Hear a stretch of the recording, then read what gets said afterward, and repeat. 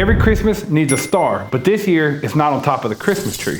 It's on the table. A perfectly smoked prime rib is the ultimate showstopper, and I'm here to show you how to smoke it to perfection. If you've ever looked at the price tag on a prime rib, you know that shit's not cheap. These things are gonna set you back about $100 to $200 and probably more if you got a big group of people. This thing here was 5 pounds and it cost me $100. If you're spending that kind of money, you need to make sure that you're smoking this thing to the best that it can be. So I'm here today to make sure that you get it exactly right, step by step. So whether you're as green as a Brussels sprout or you're experienced and you're just trying to take your game to a whole nother level, then I got you covered.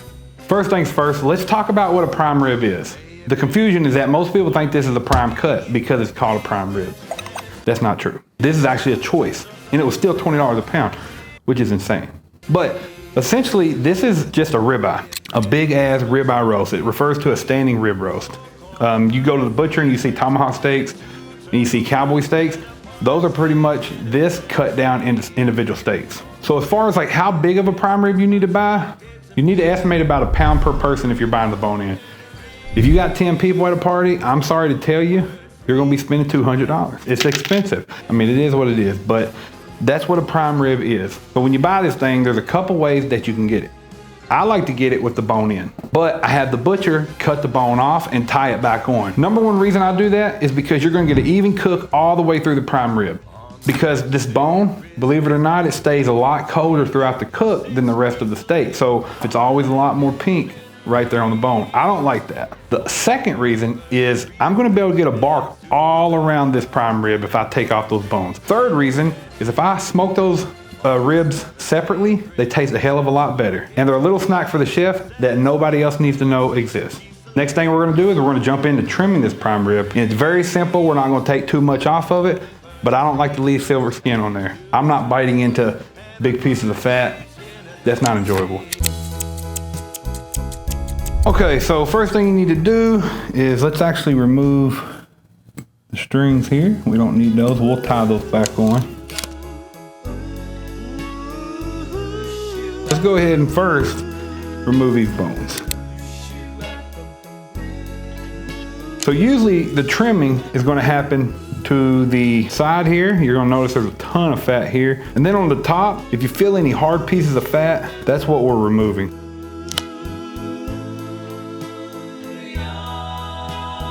This here, you can actually render this down on a medium heat and it makes a really good tallow.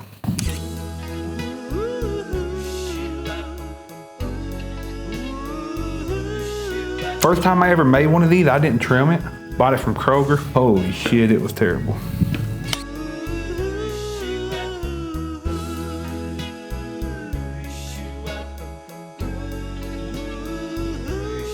Let's take a look at this bad boy. We're in pretty good shape. See there? That's what we like right there. So what we're gonna do is we're gonna tie this thing up before we season it, and I'll show you how we do that. We need 2 strings of equal length. Give yourself plenty of string to work with. Place the roast on top of the string. So that's gonna give you a top and a bottom string. See? What you're gonna do is grab that bottom string, make a fist, and then open your index and middle finger. Wrap the top string around it and then twist. You wanna lift over and then grab it, pull through.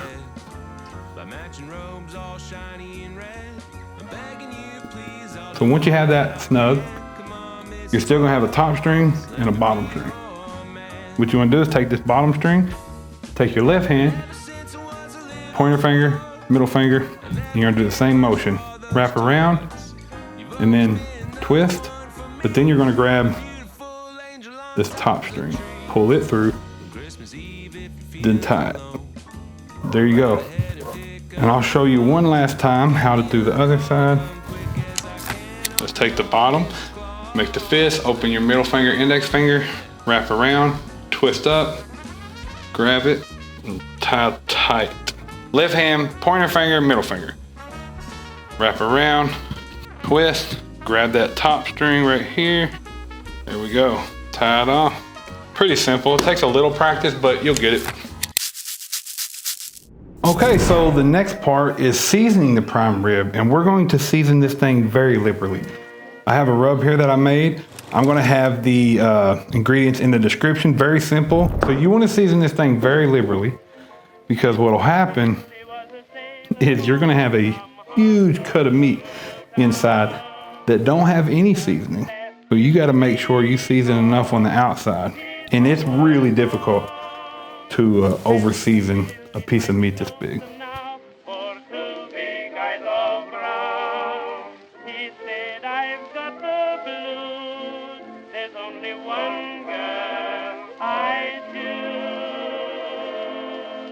So now that we have this thing seasoned up, let's set this to the side. Season up these beef ribs.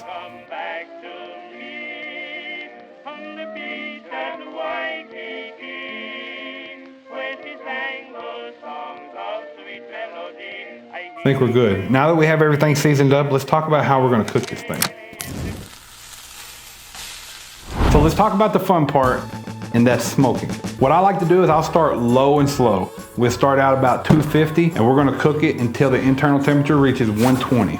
And then the reason that I'm gonna go with the reverse sear method is because I wanna even cook all the way throughout. From coast to coast, it's gonna be pink. It's gonna be damn near like we're sous videing this thing. Now I'm using an offset smoker. I love my Weber, I love my pellet. I lied, I don't love my pellet. I don't even own a pellet, I gave it to my father-in-law. But when I'm doing beef, I'm sticking with an offset smoker. I paid a lot of money for this. I'm gonna give it the best spa treatment that it deserves. And today I'm gonna be using Texas post oak wood. So it's gonna give it a really strong smoke flavor.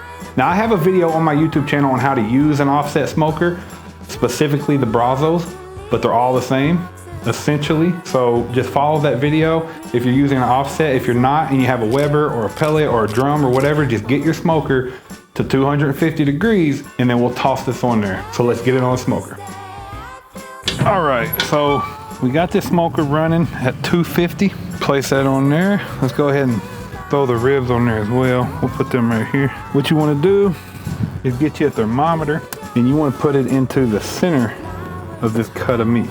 We want to pull this roast when that center hits 120. Now, some people will make an au jus or something a little bit more savory to serve with the prime rib, but I like a horseradish cream sauce. I like it because it really cuts through the fattiness of the prime rib, and having that acidity from the horseradish cream makes it a way more dynamic flavor. So I'm gonna show you how to make that, and it's very simple. Okay, so to make the horseradish sauce, you're gonna take a half a cup of sour cream. You're gonna take 2 tablespoons of prepared horseradish, 2 tablespoons of mayo. You're gonna take just a teaspoon of apple cider vinegar. Then let's add just a little bit of salt. We're gonna say about 1/4 of a teaspoon. Then we're just gonna add the same amount of pepper. Next, you wanna take some chives. Just cut those up finely. And you wanna toss those into the horseradish sauce. Then you just wanna stir.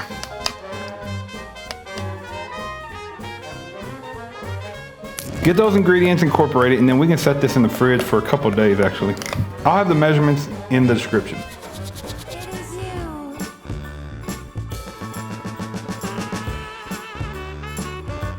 All right, so the internal temperature has hit 120. What we're gonna do from here is we're gonna take it inside, we're gonna let it rest, and I'm gonna talk to you a little bit more about that process. As far as these ribs go, let's just go ahead and leave them on here. They're gonna take a little bit more to cook. I'll see you inside. So now that we have this up to 120 degrees internal, what we want to do next is we want to cover it with foil loosely. You don't want to ruin any type of bark that you have, so make sure you loosely cover it. We're going to let it rest for about 45 minutes. So the reason that we're doing this, I want to bring that temperature down so that when I reverse sear it, it doesn't cook it anymore. And that's going to give you a perfect, from coast to coast, even cook.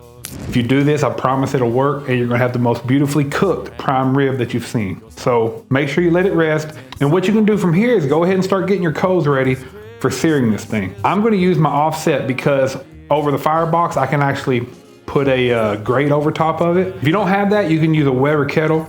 And if you don't have that, just any type of fire will do. So I'm gonna go get my charcoal ready, and I'll see you in about 45 minutes. What we're gonna do here is we're gonna burn down this fire. So for the next 45 minutes, I'm just gonna be focused on burning this down. And I actually got the grate here. Slide right over top.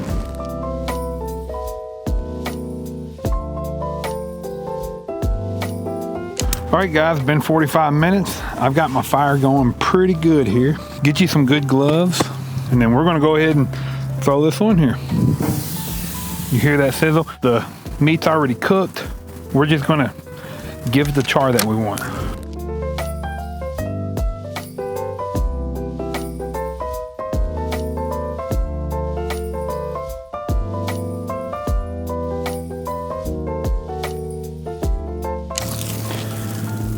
And there we go.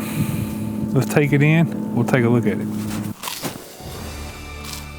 All right, so this thing looks beautiful, but let's recap really quick on what we did. So first, we removed those bones. They're still on the smoker actually, so they're gonna take a little longer to cook. We trimmed, we seasoned, then we smoked on 250 for about 3 hours. Then we let it rest. We let that internal temperature come back down for about 45 minutes. Then we throw it back on the grill and we sear it off on all sides. Now, after that resting process, what you can do is you can put some melted butter over it. You can put some Dijon mustard. So I think it's time that we cut into this thing. All right, moment of truth. I've got a feeling it's gonna look pretty good.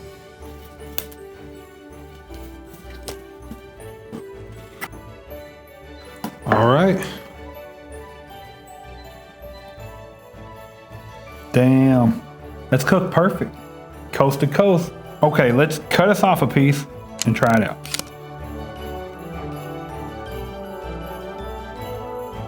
All right, let's dig into this thing. Get us a good bite of the sauce there with the meat.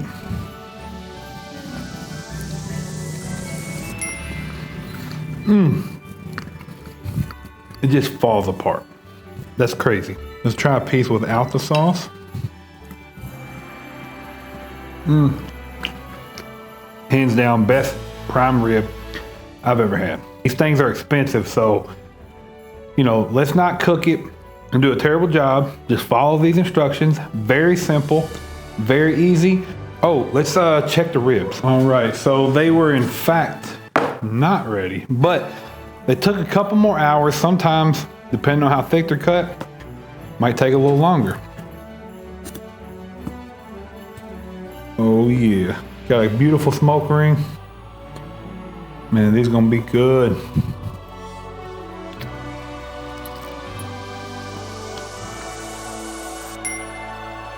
Man, I'll be honest with you, I think I prefer the rib. All right, so there you go. Beautiful prime rib, perfectly smoked, worthy of being the centerpiece at your Christmas dinner. If this video helped you, then go ahead and like the video, subscribe, and share. And until next time, Merry Christmas.